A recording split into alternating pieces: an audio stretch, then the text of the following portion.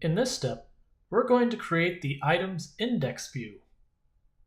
The first thing we're going to need to do is to go into our Views Items folder and create a new view index.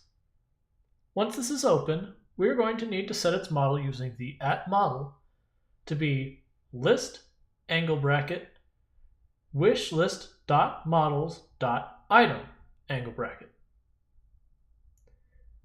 Now we're going to create an h1 tag containing the word wishlist.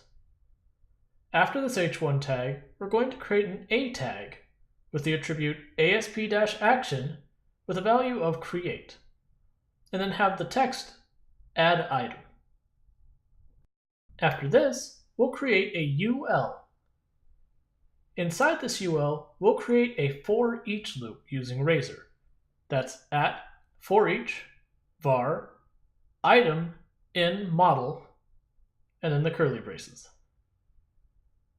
Inside this for each loop, we're going to create an li tag and provide it the item's description using @item.description. Adding a space, and then following this with an a tag with the attribute asp-action set to delete and asp-route-id set to the item's ID. And then finally provided the text delete.